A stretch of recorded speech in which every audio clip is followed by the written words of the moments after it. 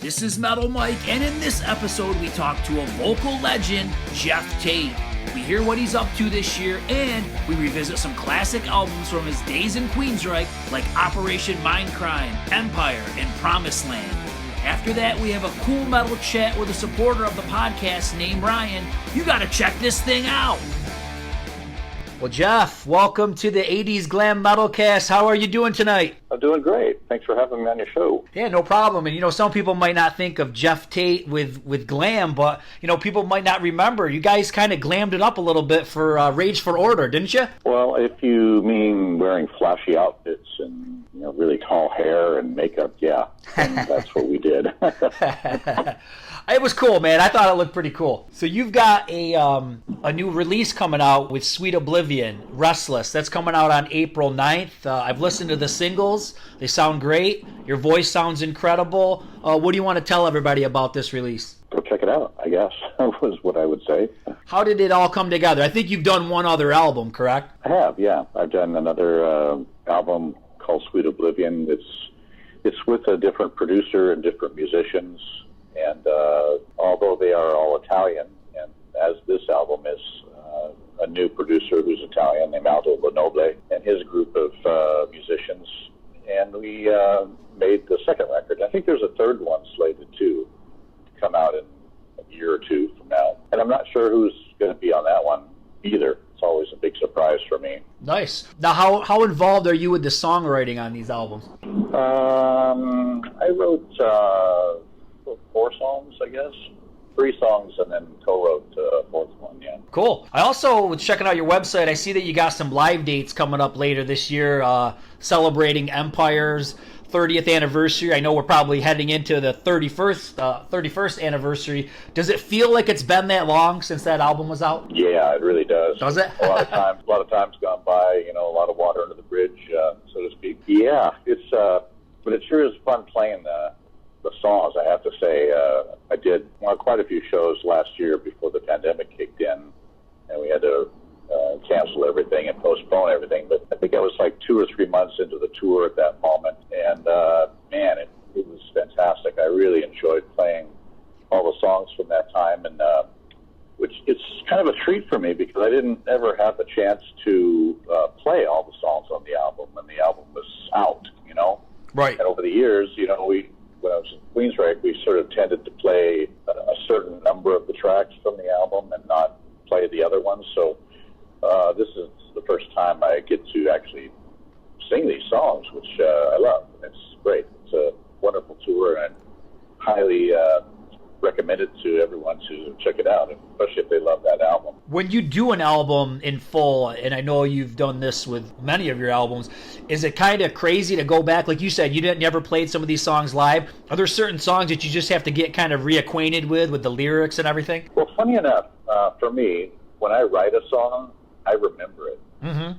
But I have a real hard time remembering other people's songs, like singing cover songs or something like Sure. that, God, I never can remember the words. I have to read them all the time. Even after months of maybe singing somebody else's song, I still have to read the lyrics. I just can't keep it in my head, But for some reason, if you write the song, at least for me, I remember it easy, Yeah, you figure it's a lot of time that you've spent with it. You've created it in your head, you've demoed it, and then you've recorded it. So you've spent a lot of time with, obviously, your own creations. Yeah, I do. Yeah, still to this day, I work in the studio about 5 days a week. When we look at Empire, obviously this is the height of the band's commercial powers, and the tour was amazing. I saw that tour twice, and it's funny when I think back to that tour. I watched some clips recently, and it was so ahead of its time. I never saw any bands use screens that way, and the way you guys put that all together with Operation Mindcrime, that was definitely ahead of its time. Yeah, it was a really cool show, especially for the time. And looking back now at how we did it, it was really, of course, utilizing the technology of the time. And today, of course, we can have a show like that so much easier with the technology that we have today, and also more cost effective, economically. Sure. Which is important, when you're touring as well. But it's so much easier to do that kind of stuff today. But back then, we were kind of working with, gigantic projectors, like 35 millimeter movie projectors, bringing those on the road with us and building these steel platforms every night to support them, and then they had to be a certain distance away from the screen. The screen had to be a certain kind of screen in order to be projected on from the rear, you know. It was a constant headache, you know. But it was worth it because the show was very cool. Yeah, it really was. And it's funny because when I think back of shows that I saw before the Empire Tour, you know, a lot of times somebody'd have something on the stage, but it was kind of stagnant. You know what I mean? It was a backdrop or some kind of atmosphere, but it really didn't change much. And that's what's awesome about the screens. Every song, between the lighting and the music and what you've got on the screen, it's like the whole atmosphere of the stage changes. Yeah. And that was to sort of give a visual interpretation of what the music was doing, you know? And it was pretty cool that you did Operation Mindcrime in full, because I want to say when you did Operation Mindcrime for the tour, you were an opening act for most of that, and you probably couldn't play the full thing, but it was awesome that you were able to do it the way you probably envisioned doing it. Yeah, and that worked out great too, because we got to introduce that album to an audience that most of them had never heard of it or never seen it before, you know? Mm-hmm. Now, I read something the other day, and maybe you can elaborate on this a little bit, but it was about the story of Operation Mindcrime, and you were saying how it was like friends, you had these friends of friends or acquaintances or whatever that were kind of involved in some crazy things, and they were kind of the inspiration for Operation Mindcrime. And I thought that was so cool that, you know, some of this stuff came from some real life things. Yeah, quite a bit of it was inspired by the people I met and knew at the time, mid-'80s, while I was living in Montreal. It was a real interesting time. It was, there was a lot of political unrest, and there was a very powerful group that was trying to force the Canadian government to succeed from the Union of Canada. And it was pretty amazing to be witness to a lot of that. And most of that, of course, was depicted in my story of Operation Mindcrime. When you approached your band members at the time and you're like, hey, guys, I got this idea, did they think you were crazy, or were they like, this is great, let's do it? What was there any pushback? Oh, yeah. There was lots of pushback. Yeah. My writing partner at the time, Chris DeGarmo, he got it right away. Mm-hmm. And he really jumped on board and supported the idea, and he and I pretty much took kind of the reins of the project at that time and pushed it through. And eventually the other guys kind of got on board once they saw, could see what was going on. A lot of people can't imagine things very well. They see things for what they think they are rather than what things could be. Mm-hmm. And it's not a fault necessarily. It just kind of is the way some people react to, brainstorming or new ideas. So, yeah, you can't expect everybody to understand your musings at the time. I think obviously everybody loves Operation Mindcrime, and for me, I think it's one of those concept albums that really work. You did a great job with all how it's all pieced together, and the sound effects and in between talking. The story makes sense, and I think I'll be honest, there's a lot of concept albums I don't really like, or maybe I just don't get them because it's existing in the creator's head, but I don't think they do a great job of putting it out to the listener. But I think Operation Mindcrime, it doesn't happen with that one.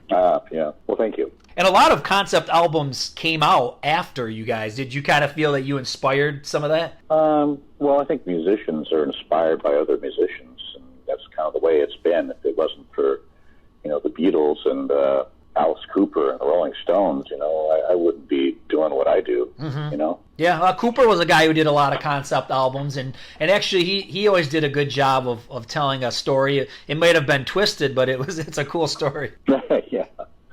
Yeah, twisted, sick, and horrific. Yeah. Now, Empire, obviously, back to that one, huge album. What kind of pressure were you feeling when it was time to do Promised Land? Pressure? Did you feel any? Oh, no, I think after the Empire album and tour, we didn't make music for about 3 years. Wow, okay. And we all kind of went our separate ways, and Promised Land was really an effort to get the band back together, you know, and make music again. And it worked. I mean, we all, you know, got together for a brief period of time and, you know, made the album. But it didn't happen like I thought it was going to be. I thought we were going to kind of all, you know, get together on this remote island, and we were going to kind of live and breathe and write and get all creative in this kind of remote place, you know, and it was going to be like communal living, that kind of thing. And I thought we were going to really get into some deep conversations about life, and it was going to come out in the record, you know, and it didn't turn out like that at all. It ended up being me and Chris staying on the island for like 8 months while we made the album, and the other guys coming in and out and doing their parts and leaving, you know. Mm-hmm. But it still turned out really well, and I'm really happy with that album. It's the only Queensryche album I believe we ever did that has the same kind of vibe throughout the entire record. Mm-hmm. You know?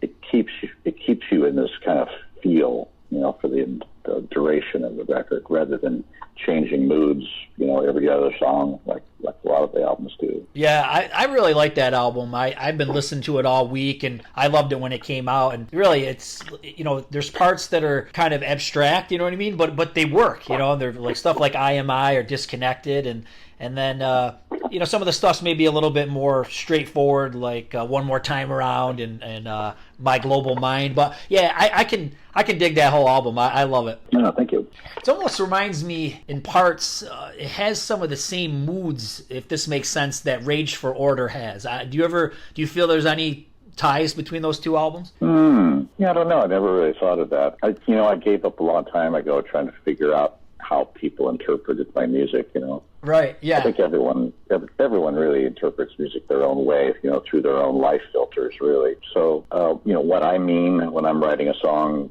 isn't necessarily what other people pick up on, you know. And it was a weird time, you know, music was changing, but I thought, like I said, I thought you guys were true to yourself with that album. It wasn't like you were chasing a trend. You were kind of making a piece of art that you believed in, and that's, you know, respectable. Well, I think music is supposed to change, you know. It's not supposed to remain static, and it's dynamic, you know. It's dynamic art. It's changing with the times and the artists themselves. Did you feel that with that one, maybe a lot of the new fans you picked up weren't ready to go on a journey, and they wanted like Empire Part 2, or what do you think? Oh, I've got no idea what people expect. Does it really faze you, or do you just do whatever it is that comes to mind? Oh, yeah. Yeah, you have to follow your muse, you know, and you have to follow what you're interested in, and, you know, write about what you know, you know. Mm-hmm. And what we know, at least from my perspective, you know, changes. You know, I'm a different person today at 62 years old than I was when I was 26, you know? Right. A lot different. One album that, to me, it feels like a concept album, but I don't think it is The Warning. I've always wanted to ask you this. Is The Warning a concept album? Well, a concept album is a definition, you know, of something. Journalists and critics and even fans nowadays are always trying to put things that you make into little boxes to describe them. Mm-hmm. I would hate to be a music journalist. I would be totally bad at it. I really would. Because music is meant to be heard. It's not meant to be described by somebody, you know. Right. So it's meant to be heard and experienced and felt, you know, not talked about and picked apart and described by somebody trying to describe it to somebody else. So, you know, again, I don't know what people do with it. Of course, everybody has their own beliefs about it as well, you know.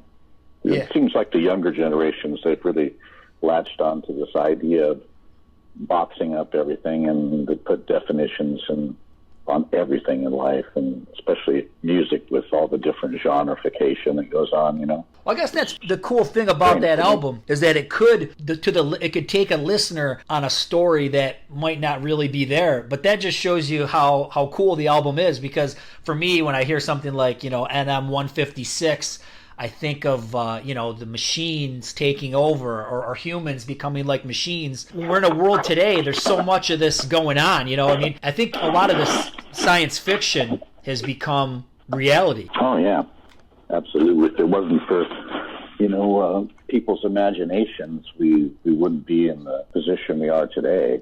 People have to imagine and dream up the automobile or the printing press or the computer, and they have to dream these things into being, and that's what writers have been doing forever since writing was invented, is using their imaginations to, I guess, describe what can be. Yeah.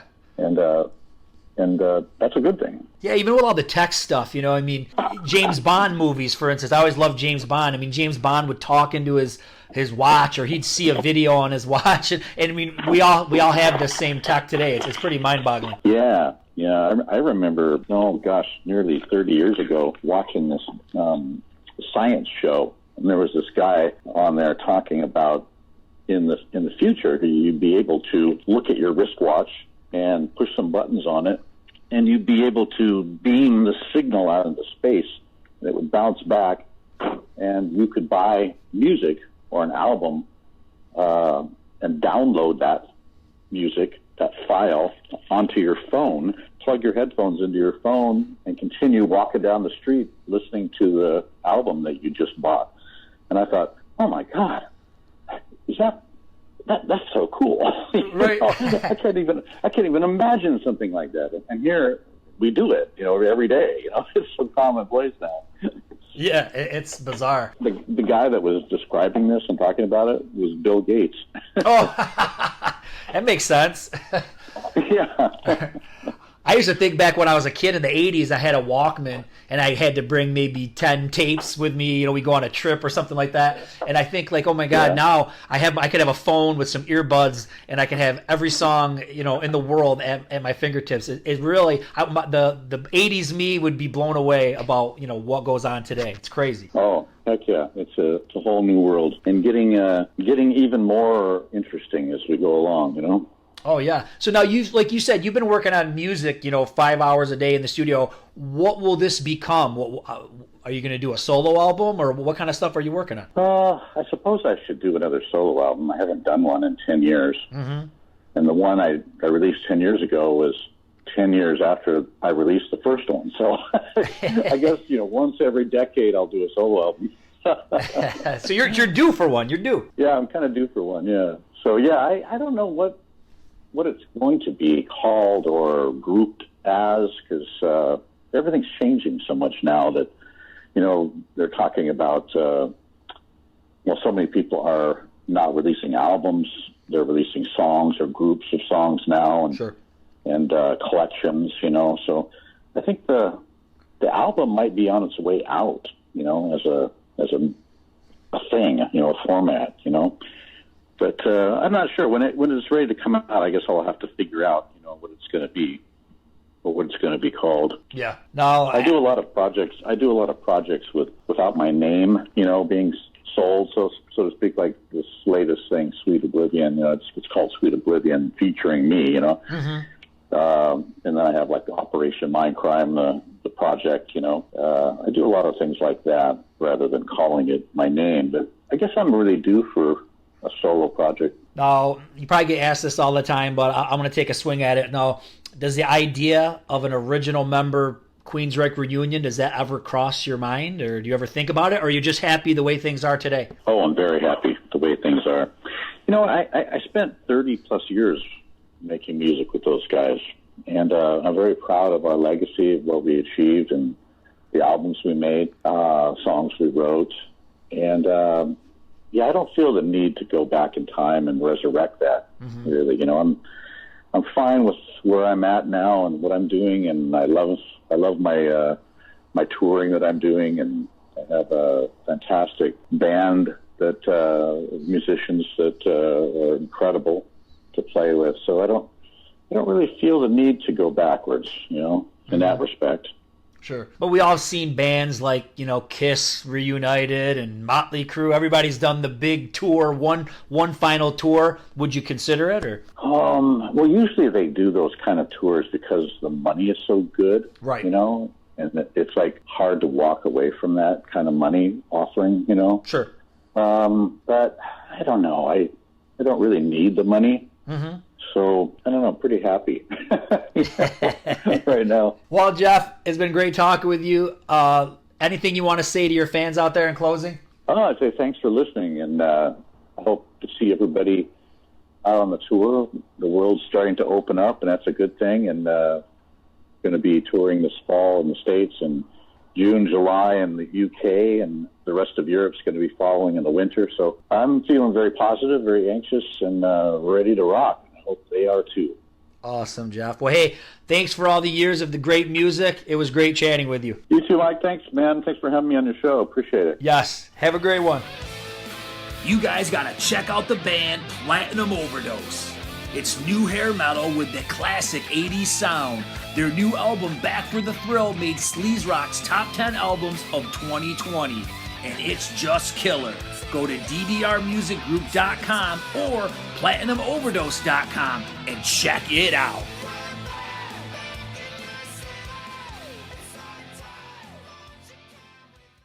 Hey guys, this podcast takes a lot of time and effort. I want to do more in-depth projects on here, but I can't do it without your help.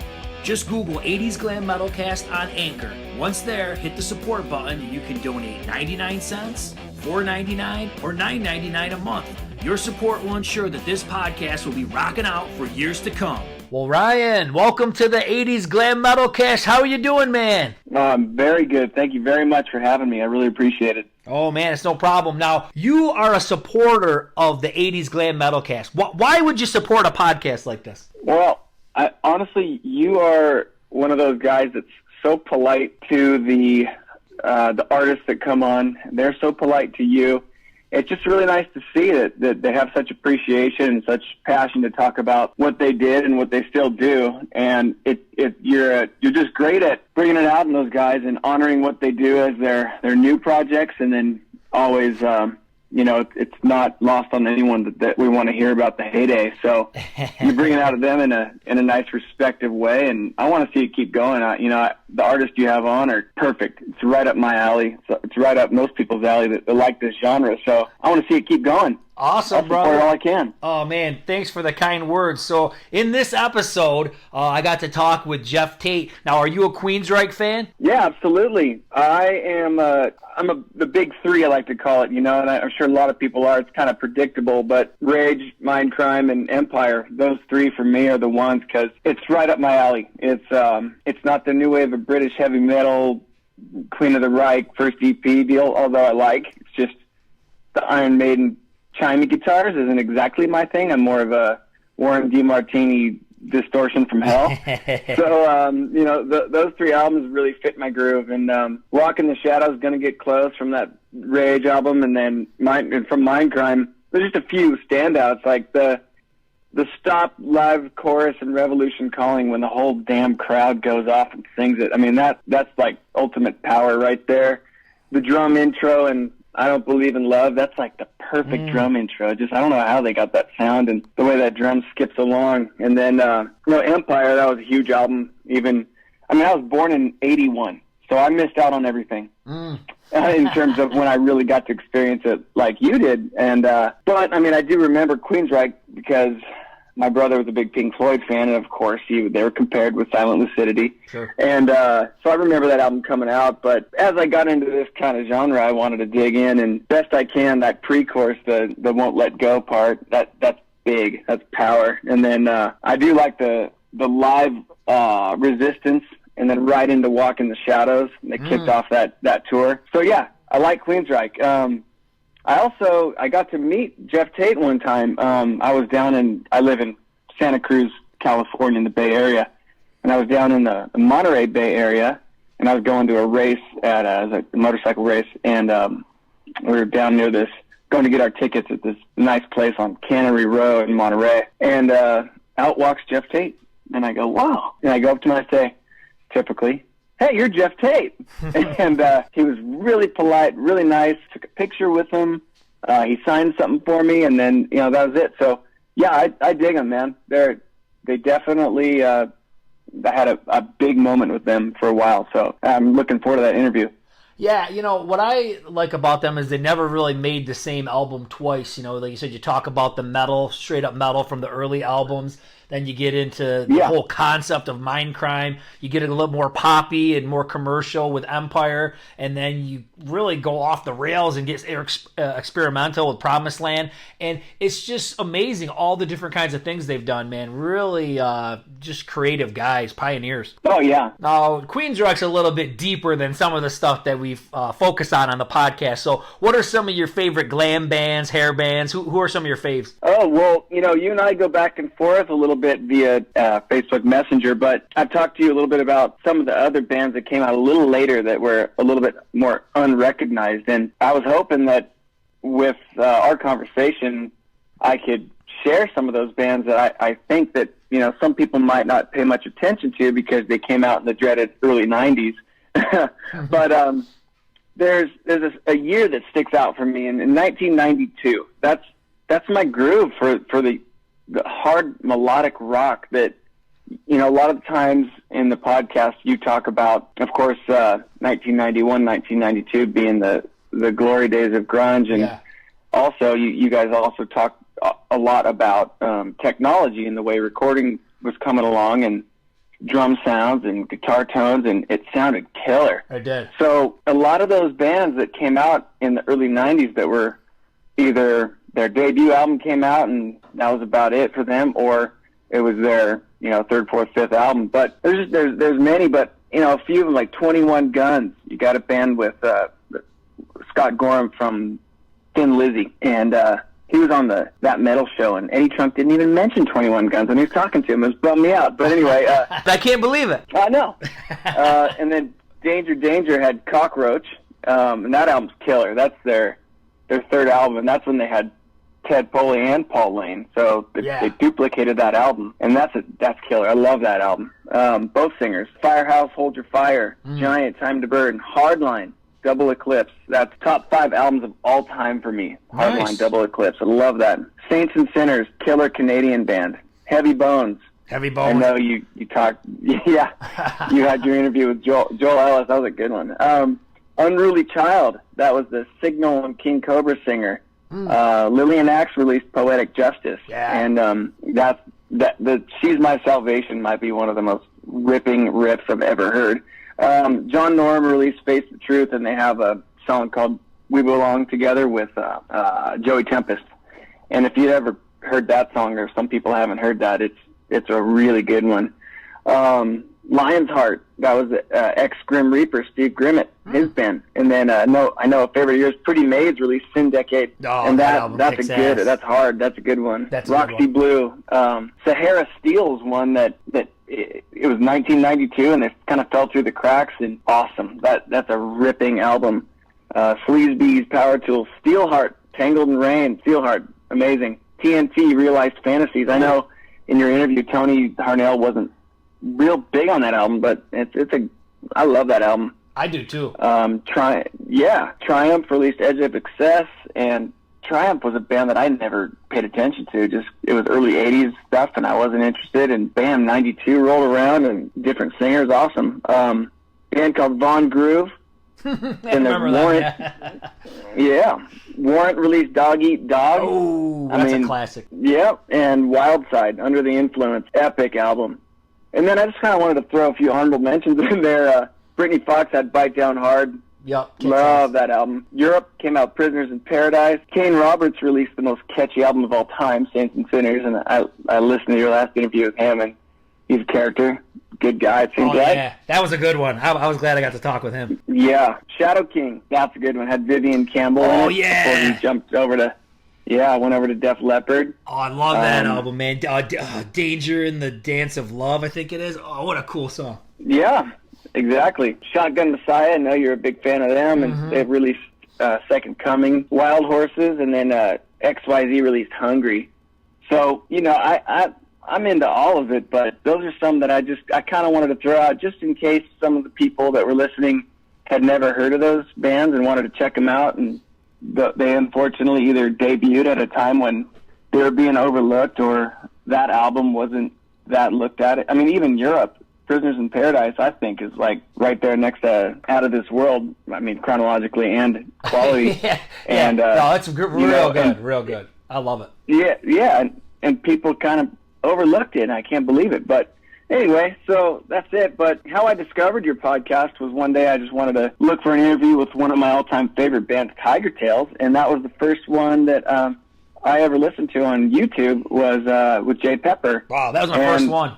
I was green. I was very green at that point. Very green. That was great, man. I mean, anything Tiger Tails for me was awesome. In fact, that Berserk was like mind-blowing to me. I found it in a used record store when I was in high school, and it's probably with Hardline in my top 5 albums of all time, especially Glam albums of all time. Oh, it's a weird album, man, because like it's really poppy and catchy, but it's like heavy as hell. It's really heavy and powerful. You know, it's a real unique mix of music on that one. Yeah, I totally agree. I mean, the opening with 6X was like blew me away. And usually the hits, I'm really not too focused on the hits because, you know, there's some album tracks that you're like, oh, this is even better, but 6X was like, oh, okay, I can't deny this. Mm-hmm. So, great album. So now, who would you like to see me get on the podcast? And okay, be realistic. Don't say Nikki Sixx, Vince Neil, or any of those guys. No, who's a realistic guest that you'd like to see come on? I would love to see the Banshee singer Tommy Lee Flood. His voice is amazing. Mm-hmm. They've released some great albums.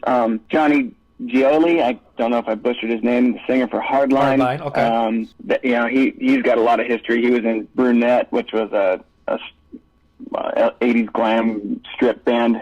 But I think they're from the East Coast originally. I can't remember, but they're 80's sunset strip band Brunette before they were Hardline. The singer for Steelheart, I'm not even going to attempt his name.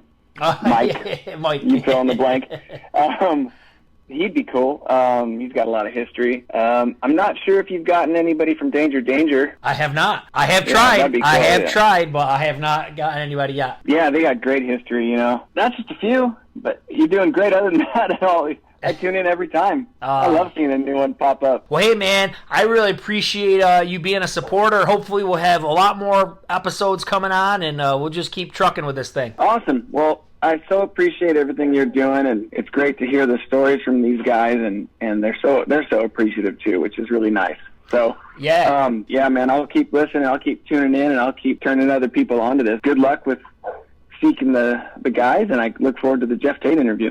All right, brother. Hey, man, it was nice talking with you. I'm sure we'll be talking again. Okay, appreciate it. Good talking to you. All right, Ryan. Have a good night, man. Bye. Well, that was amazing chatting with Geoff. I was also glad that I could bring on my supporter Ryan and talk some metal. Now consider being a supporter through Anchor. Just click the link in the description. Once you sign up as a supporter, shoot me an email at 80'sglammodel1@gmail.com and we can set up a time that you can come on the podcast and talk some rock. Because, hey, this podcast isn't mine, it's ours. Let's see where we can take it. Rock on!